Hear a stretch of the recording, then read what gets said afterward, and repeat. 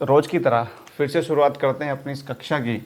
देखिए, अगर स्टेटमेंट में हमें देखना हो कि रिलेटिव प्रोनाउन के रूप में दैट हम लिख कैसे पाएंगे, तो वो एक बार चेक कर लेना। देखो, मैंने एक स्टेटमेंट लिखा,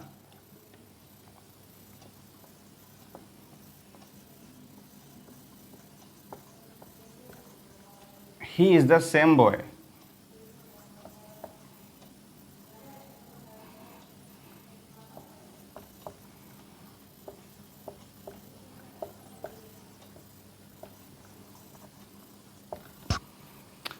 हु यू मेट येस्टरडे। तो हमें दिख रहा है कि वो जो हु हमने यहाँ पे मेंशन कर दिया, बॉय के लिए हमने लिखा हुआ है, बॉय उसका एंटीसीडेंट है। लेकिन अब कंडीशन होगी क्या हमारे सामने कि अब जो हम यूज़ करने वाले हैं ना, अब हम हु, विच, होम इन सभी को रिप्लेस करने वाले हैं। अब इन्हें रिप्लेस करेंगे और इनकी जगह पे हम क्या लिखने वाले होंगे आज, और दैट। इस दैट का यूज़ आप आज करेंगे रिलेटिव प्रोनाउन के रूप में।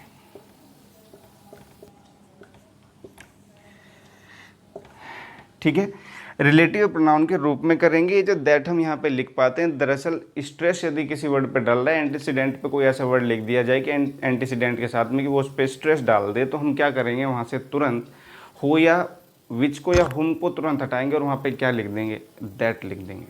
तो इतनी बात हमें समझ में आ जानी चाहिए।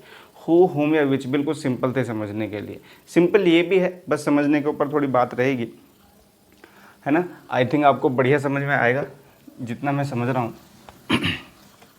देखिए, अब ये जो स्टेटमेंट मैंने यहाँ पे लिखा हुआ है, मैं भी आपको लिखवाऊंगा, नोट करवाऊंगा यहाँ पे कि आप दैट कहाँ कहाँ पर लिखें, क्या क्या कंडीशन हमारी ऐसी बनेंगी जहाँ पर आप दैट लिखेंगे। तो ये तो मैंने एक स्टेटमेंट लिख दिया ऐसे चेक करने के लिए। देखो, ये जो बॉय यहाँ पे लिखा हुआ है ना, सीधी सी बात है, पर्सन है तो हो आना चाहिए, लेकिन आप उससे पहले ना एक वर्ड देखेंगे द सेम। इसे एम्फेसाइज करने के लिए हमने द सेम लिखा हुआ है। ठीक है, तो इस कंडीशन में यदि एंटीसीडेंट से पहले आप द सेम का यूज़ करते हैं, तो वहाँ पे आप होगा यूज़ नहीं कर पाएंगे, ना विच का यूज़ कर पाएंगे, आपको क्या लिखना पड़ेगा, दैट। तो एक सिंपल सी बात थी, ठीक है, जहाँ पे आप दैट का यूज़ करेंगे। अब कंडीशन कहाँ कहाँ पे बनेंगी वो हम एक बार चेक कर लेते हैं कि दैट अब हमें लिखना कहाँ कहाँ पे। ये मुझे समझाना था आज, ये आज का हमारा टॉपिक होगा। तो देखिए, अब कहाँ कहाँ पे आप दैट का यूज़ करोगे रिलेटिव प्रोनाउन के रूप में। मैं लिखता हूँ,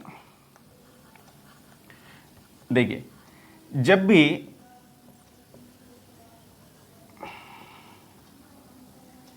एंटीसीडेंट के रूप में, एंटीसीडेंट के रूप में आपको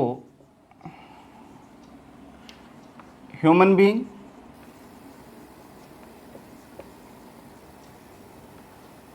ह्यूमन बीइंग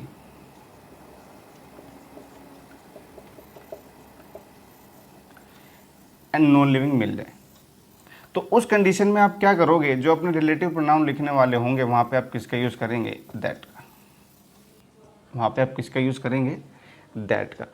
यदि आपको एंटीसीडेंट के रूप में लिविंग और नॉन लिविंग दोनों मेंशन होते हैं, उस कंडीशन में आपको क्या करना होता है, उस कंडीशन में आप हो, हुम सबको हटाएंगे वहाँ से और किसे रिप्लेस कर देंगे, वहाँ पे रिप्लेस उन्हें करके दैट को आप वहाँ पे लिख देंगे। देखिए कैसे,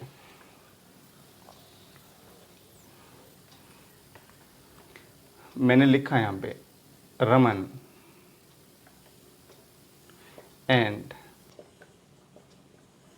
हिज डॉग, हु, विच या दैट, ये हमारे ऑप्शन होंगे। Where, here, are not visible now. तो ये स्टेटमेंट आपके सामने लिखा हुआ है, रमन एंड हिज डॉग, हो या विच या that, were here, are not visible now. कि रमन और उसका जो कुत्ता था वो अभी तो यहीं थे, लेकिन अब कहाँ पे गायब हो गए, अब पता ही नहीं उनका, अब दिख ही नहीं रहे। तो इस स्टेटमेंट में यदि आप ध्यान से देख रहे होंगे ना, तो चाहे मैं हु को लेके चलूँ, चाहे विच को लेके चलूँ, चाहे दैट को लेके चलूँ, उसके लिए एंटीसीडेंट यही रहेंगे, उसके लिए आप एंटीसीडेंट यही लिखेंगे। ठीक है, अब यदि दोनों एंटीसीडेंट है, रमन भी और हिज डॉग भी, क्योंकि बात दोनों की जा रही है, ठीक है ना, we are not talking about individual Raman और नॉट हिज डॉग, हम दोनों की बात कर रहे हैं, दोनों के दोनों मेंशन है। अब यदि मैं हु को लेकर चलूँ, इनके लिए क्या लिखूँ यहाँ पे रिलेटिव प्रोनाउन हु, तो मैं इतना तो समझ जाऊंगा, रमन के लिए तो मैं हु लिख दूंगा, क्या डॉग के लिए भी मैं हु लिख दूंगा, तो ये हु तो गलत हो जाएगा, क्योंकि डॉग के लिए मैं हु नहीं लिख पाऊंगा। अब एक कंडीशन क्या होगी कि रमन के लिए मैं विच नहीं लिख पाऊंगा, बेशक हो सकता है कि डॉग के लिए मैं लिख पाऊँ, बिल्कुल, तो विच को भी मैं नहीं लिखूंगा। तो अब कंडीशन हमारी ये बनी कि ना मैं हु भी लिख पाऊंगा ना विच लिख पाऊंगा, तो हमारे सामने बचा क्या दैट, तो दैट को मैं यहाँ पे मेंशन कर दूंगा, जो दोनों को क्या कर देगा यहाँ पे रिलेशन बताने के, रिलेटिव प्रोनाउन हम यहाँ पे लिख देंगे। तो याद रखना, जब भी आपको एंटीसीडेंट के रूप में लिविंग और नॉन लिविंग दोनों मिल जाए, तो वहाँ से ना हु लिख पाएंगे ना विच लिख पाएंगे, सीधा क्या लिखना पड़ेगा आपको, दैट, पहली कंडीशन। दूसरी कंडीशन देखिए,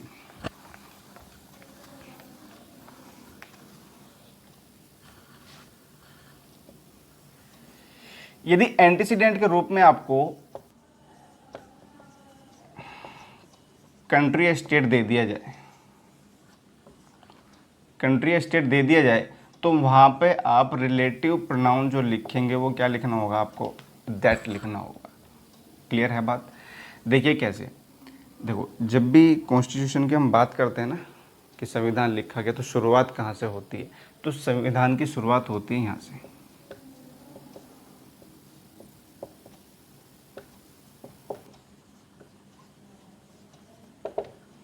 ये तो मैंने लिख दिया इंडिया विच इज़ भारत, लेकिन जो एक्यूरेट में लिखा हुआ था, मेरी बात समझना थोड़ा। देखिए ये जो विच यहाँ पे लिखा हुआ है, ये इंडिया के लिए एंटीसीडेंट है।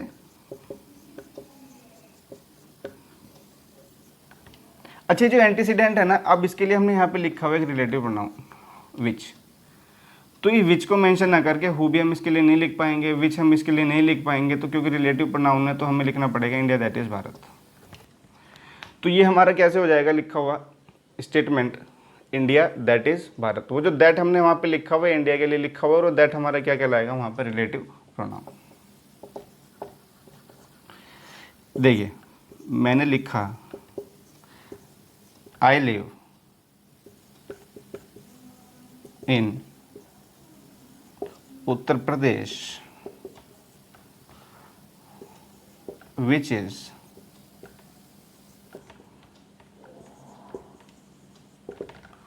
a vast state. I live in Uttar Pradesh which is a vast state. अच्छा, ये जो विच हमने यहाँ पे लिखा हुआ है, बात किसकी की जा रही है, उत्तर प्रदेश की, तो ये क्या है हमारा एंटीसीडेंट है, क्योंकि स्टेट का नेम है तो हम यहाँ से इस विच को हटाएंगे और क्या मेंशन कर देंगे यहाँ पे, दैट। ये हो जाएगा हमारा रिलेटिव प्रोनाउन। दूसरी कंडीशन ये हुई कि यदि हमें कोई कंट्री या स्टेट मिल जाएंगे एंटीसीडेंट के रूप में, तो हमें क्या लिखना होगा, वहाँ से विच को भी हटाइए, हु को भी हटाइए, अब वहाँ पे क्या लिखिए, दैट का यूज़ कीजिए। ठीक है, नेक्स्ट कंडीशन देखिए,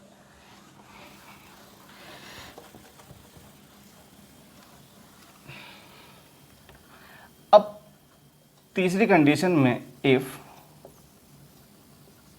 main clause starts with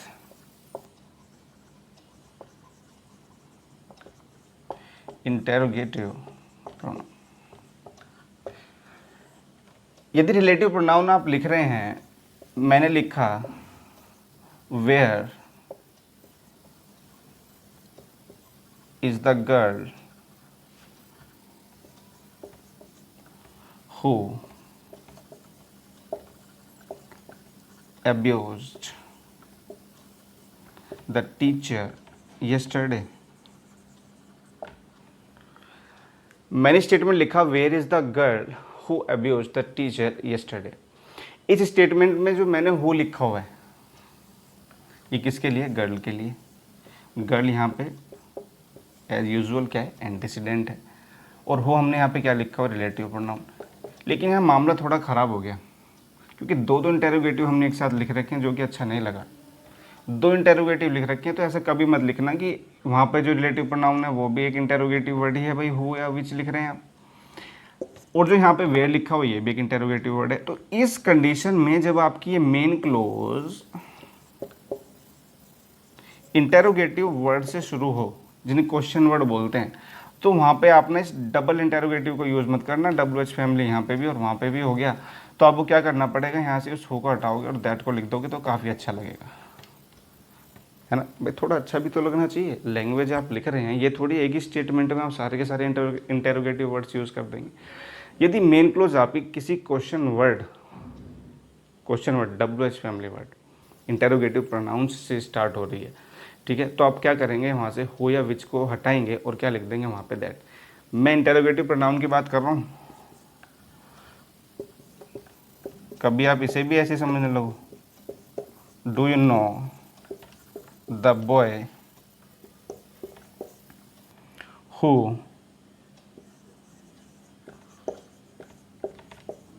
has broken the table. ये स्टेटमेंट लिखा हुआ है, do you know the boy who has broken the chair. अच्छा, अब इस कंडीशन में ना जो हमारा ये बॉय लिखा हुआ है, ये एंटीसीडेंट है और ये हमारा रिलेटिव प्रोनाउन है, ये आपको दिख रहा होगा, ये हमारा एंटीसीडेंट है और ये ह्यूमन बीइंग है। क्लियर है। लेकिन कोई कंडीशन ऐसी दिख नहीं रही कि मैं उस हु को वहाँ से चेंज कर पाऊँ, क्योंकि ये क्वेश्चन वर्ड नहीं है, ये तो हेल्पिंग वर्ब लिखी हुई है, इंटेरोगेटिव सेंटेंस है, ठीक है ना। क्लियर है बात, इंटेरोगेटिव सेंटेंस है, बात समझ में आ रही है आपको। तो अब आपको करना क्या होगा, यहाँ से ये स्टेटमेंट बिल्कुल सही है, कभी आप ये समझने लगो कि हेल्पिंग वर्ब भी होगी तो भी हम क्या कर देंगे, वहाँ पे दैट का यूज़ कर देंगे। नहीं, वर्ड क्वेश्चन वर्ड होना चाहिए, इंटेरोगेटिव प्रोनाउन होना चाहिए, तो उस कंडीशन में आप वहाँ पे क्या लिख पाएंगे, दैट। तीसरी कंडीशन ये हुई दैट को लिखने की। नंबर 4, देखो इनसे ना हमारे बड़े आसानी से याद रहेंगी इन चीज़ें। अब देखिए,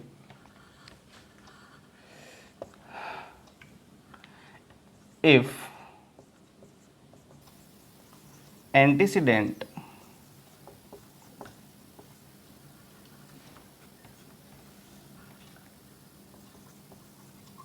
preceded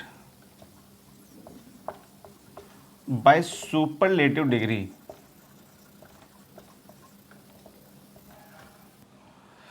यदि एंटीसीडेंट से पहले आपको किसी सुपरलेटिव डिग्री का दी गई हो आपको, ठीक है, तो ये तो पक्की बात है नहीं कि वो उसे एम्फेसाइज कर रही होगी।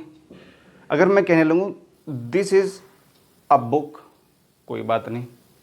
अगर मैं कहने लगूँ this is the best book, तो ये आपको पता है बेस्ट लिखने से मैंने इस बुक को स्ट्रेस किया है, एम्फेसाइज किया है। तो दैट को भी तो इसलिए लिखते हैं हम, दैट को भी तो हम इसलिए लिखते हैं कि वो जो स्ट्रेस डालता है उसके लिए हम दैट को यूज़ कर देते हैं सर्टेनिटी बताने के लिए। अब यदि सुपरलेटिव डिग्री आपको दी गई हो मेन क्लोज में एंटीसीडेंट से पहले, तो आप क्या लिखेंगे, वहाँ से सब कुछ रिप्लेस कीजिए, तुरंत दैट लिखिए वहाँ पे। मैंने स्टेटमेंट लिखा, this is the best book which I have ever read. This is the best book which I have ever read. तो जो विच लिखा हुआ है बुक के लिए, तो हमें पता चल गया जो बुक है यहाँ पे ये एंटीसीडेंट हो गया, ये जो भी लिखा जाएगा विच हो गया, दैट होगा, वो क्या होगा, रिलेटिव प्रोनाउन। लेकिन अब हमें एक चीज़ और दिख रही है, इस बुक को एम्फेसाइज करने के लिए हमने सुपरलेटिव डिग्री का यूज़ किया है। किसका यूज़ किया है, सुपरलेटिव डिग्री का। तो अब विच नहीं लिख पाएंगे, अब हमें क्या लिखना होगा यहाँ पे, दैट।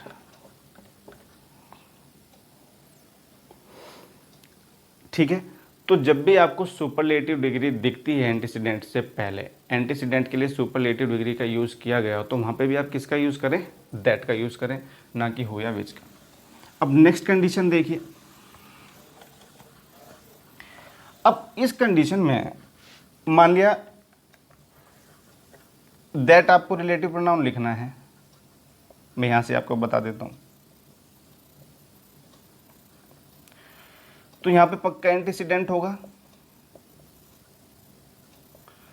अब वो एंटीसीडेंट से पहले या एंटीसीडेंट के रूप में यदि आपको ये कुछ वर्ड मिल रहे हैं, कुछ वर्ड का मतलब जैसे मैंने लिखा द सेम, नाउन को एम्फेसाइज करेगा। मैंने लिखा ओनली, नाउन को एम्फेसाइज करेगा, बिल्कुल करेगा, ठीक है। मैंने लिख दिया यहाँ पे फ्यू, बिल्कुल करेगा। मैंने यहाँ पे लिखा लिटिल, मैंने यहाँ पे लिख दिया नथिंग, मैंने यहाँ पे लिख दिया सम, मैं यहाँ पे लिख देता हूँ क्या, एनी। तो इस तरह का कोई भी वर्ड, इस तरह का कोई भी वर्ड यदि नाउन से पहले लिखा हुआ मिलता है जो नाउन को एम्फेसाइज करे, नाउन पे जोर डाल दे, तो वहाँ पे आप रिलेटिव प्रोनाउन कुछ नहीं लिखेंगे सिवाय दैट के, ठीक है। तो बड़ा आसान है,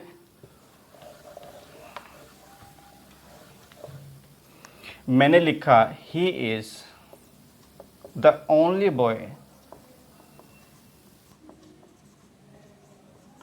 who can complete this task. मैंने यहाँ पे लिखा he is the only boy who can complete this task. भाई वही लड़का है। ये जो हो हमने लिखा है रिलेटिव प्रोनाउन बॉय के लिए, बॉय यहाँ पे एंटीसीडेंट। लेकिन आप मुझे एक बात बताएं, अगर मैं इस ओनली को ना लिखूं तो नॉर्मल एक बात है, ठीक है, कि कोई लड़का है कि वो कंप्लीट कर सकता है। लेकिन जब मैंने ओनली लिख दिया तो ओनली लिखने से इस पर स्ट्रेस डाल दिया गया और ज़्यादा इस पर प्रेशर आ गया, ठीक है। तो आप क्या लिखेंगे यहाँ पे, हु को हटाएं और क्या लिख लें, that.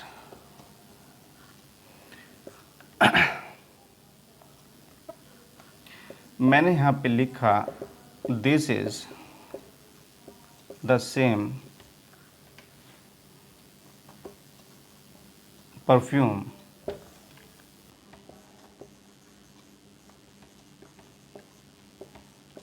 which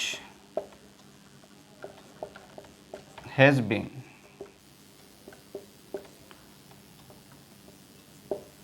purchased by my mother. This is the same perfume which has been purchased by mother. भाई बिल्कुल सेम परफ्यूम है जो मेरी माता के द्वारा खरीदा गया। अच्छा, ये जो परफ्यूम है ना, ये नाउन है, इसके लिए हमने यहाँ पे रिलेटिव प्रोनाउन लिखा हुआ है विच।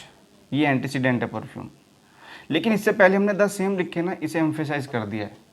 तो आपको वहाँ पे क्या करना पड़ेगा, इस विच को हटाना पड़ेगा और दैट आपको वहाँ पे लिखना पड़ेगा। क्या लिखना पड़ेगा वहाँ पे, दैट। तो रिलेटिव प्रोनाउंस की ये कंडीशंस हैं, ये कंडीशन है। अब देखिए, अगर मैं एक स्टेटमेंट लिखता हूँ जो आप लोगों ने पढ़ा होगा, हिंदी में तो बहुत बोलते, मैंने लिखा all which glitters is not gold. यानी कि हर चमकती चीज़ सोना नहीं होती। ये कहने का मतलब है हर चीज़ जो चमकती है वो सोना नहीं है। तो जो विच हमने यहाँ पे लिखा हुआ किसके लिए, ऑल, सभी, हर चीज़ जो चमकती है। देखिए ये जो ऑल है ना, ये एंटीसीडेंट है यहाँ पे। ऑल क्या है यहाँ पे, एंटीसीडेंट। एंटीसीडेंट क्यों, क्योंकि विच इसके लिए लिखा गया है और ऑल तो अपने आप ही एम्फेसाइज कर रहा है। तो इस विच को यहाँ से हटाना पड़ेगा और क्या लिखना पड़ेगा हमें यहाँ पे, दैट। तो स्टेटमेंट ऐसे लिखा जाएगा, all that glitters is not God. Clear है बात। अब हमें बात समझ में आ गई, जो दैट हम लिख पा रहे हैं वो इसलिए लिख पा रहे हैं क्योंकि जो हमें एंटीसीडेंट दिया गया है ना, उस पर स्ट्रेस डाला जा रहा है, इसलिए हम वहाँ से हु को भी हटा रहे हैं और किसे हटा रहे हैं, विच को भी हटा रहे हैं, और हम क्या लिख पा रहे हैं वहाँ पे, दैट। इसके अलावा एक छोटी कंडीशन और है जो मुझे पहले बतानी चाहिए थी, लेकिन शायद वो आपके बिल्कुल आसानी से समझ में आ जाएगी। यदि आपको डेफिनेट नॉन लिविंग थिंग दी जाए, डेफिनेट नॉन लिविंग थिंग,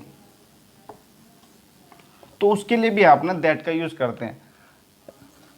मैं ये नहीं कहता वहां विच नहीं लिख पाऊंगा, क्योंकि नॉन लिविंग है तो विच तो आ जाएगा, लेकिन दैट भी आ जाएगा। देखो जैसे मैं कहने लगूं, दिस इज द पेन विच या that you gifted me on my birthday। ये जो पेन यहाँ पे लिखा हुआ है ना, ये है non living noun, non living thing है। इसी के लिए हमने यहाँ पे विच या दैट का यूज़ किया हुआ, यदि आप ध्यान से देख रहे हैं तो। विच या दैट का यूज़ हमने किसके लिए किया है यहाँ पे, पेन के लिए। अच्छा, मेन बात यह है कि दैट का यूज़ हम उसी कंडीशन में कर पाएंगे जब ये नाउन डेफिनेट होगा, क्योंकि द जो आर्टिकल होता है वो भी तो क्या होता है, इसे एम्फेसाइज ही करता है, डेफिनेट बना रहा है इसे। अच्छा, जब हमने यहाँ पे द लिखा हुआ है ना, तो आप क्या लिख पाएंगे फिर वहाँ पे, विच भी करेक्ट होगा और दैट भी करेक्ट होगा। उस कंडीशन में दोनों करेक्ट हो जाएंगे। विच तो इसलिए करेक्ट होगा क्योंकि नॉन लिविंग है, दैट इसलिए करेक्ट हो जाएगा क्योंकि डेफिनेट है, ठीक है। तो आप क्या लिखेंगे यहाँ पे, दैट भी और विच भी दोनों करेक्ट हो जाएंगे, ठीक है। तो ये सब बातें हैं, ये हमारे रिलेटिव प्रोनाउंस थे कुछ जो मेन थे। दैट का यूज़ हम कहाँ कर पा रहे हैं, उसके अलावा रिलेटिव प्रोनाउन में कोई भी प्रॉब्लम है तो आप बताएं, कमेंट सेक्शन में एक बार डाल दीजिए कमेंट, ठीक है। तो आज के लिए इतना ही, आप सभी को नमस्कार, बाय।